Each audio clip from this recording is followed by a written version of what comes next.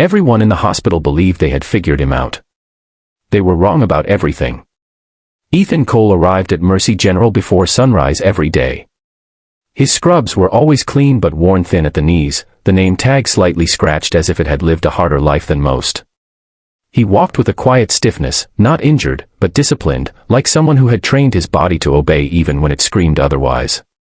The nurses' station noticed everything. They noticed how he never joined gossip. How loud noises made his shoulders tense for half a second before he controlled it.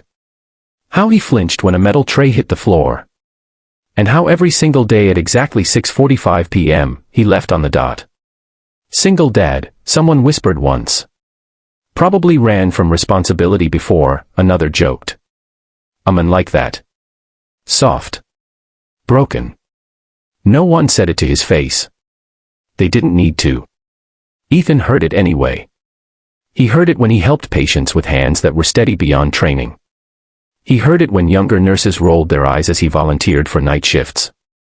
He heard it when a senior doctor joked during lunch, "You look more like a failed soldier than a nurse." Ethan only smiled. Because explaining the truth had never saved anyone. At home, his world was smaller. A 2-bedroom apartment. A fridge with color-coded meal plans. A wall covered in crayon drawings. And his daughter, Lily, 6 years old, with hair like sunshine and eyes that watched him like she already knew he was different. Every night, he helped with homework, checked locks twice, and sat by her bed until she slept. When Lily once asked, "Daddy, why do you wake up when it's quiet?" Ethan answered softly, "Because quiet doesn't always mean safe."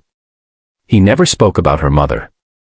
Not because it didn't hurt, but because some wounds didn't belong to children. At work, the mockery grew sharper. A young intern laughed when Ethan instinctively dropped to one knee during a sudden alarm drill.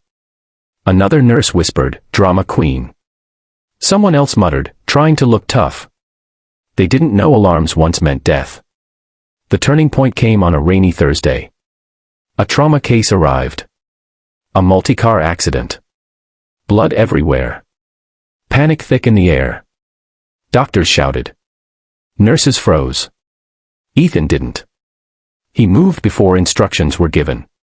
He stabilized airways, controlled bleeding, and barked orders with a calm authority that cut through chaos like a blade. The room followed him without realizing why. The patient survived. Later, in the break room, someone asked quietly, "Where did you learn that?" Ethan wiped his hands and replied, "Experience." They laughed again. That same night, Ethan walked Lily home under a dark sky.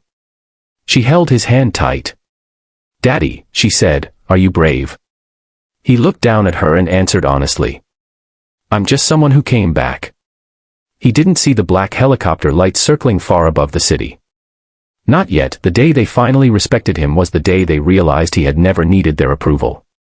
It started with a sound no one at Mercy General could place. A deep, vibrating thunder that rattled windows and stopped conversations mid-sentence. Doctors rushed to windows.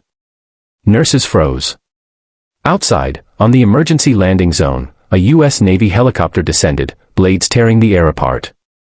Soldiers jumped out before it even fully landed, moving with precision that didn't belong in a civilian hospital. Security panicked. Administrators shouted. Then a man in uniform stepped forward, scanning faces like he was searching for something lost. His eyes landed on Ethan. And the world shifted. "Chief Petty Officer Ethan Cole," the commander said loudly. "We need you. Now." Silence fell so hard it felt physical. Ethan didn't react immediately. He looked at the clock. 6:42 p.m. "My daughter," he said calmly. "I need 5 minutes." The commander nodded. "We'll wait."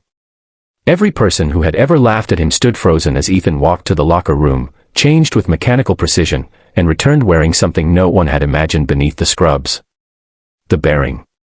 The presence. The weight of someone who had led men through hell. A senior doctor stammered, "What's going on?" The commander answered without emotion. "One of our operatives is in critical condition. We were told the best combat medic we ever had now works here." Eyes turned. Whispers died. Ethan knelt to Lily, who had been brought in by a nurse. "Daddy has to help someone," he said gently. Lily nodded, brave like she had learned from him. Come back. I always do. As the helicopter lifted off with Ethan aboard, the hospital stood still, watching the sky swallow him. Hours later, news arrived. The operative survived. The mission succeeded.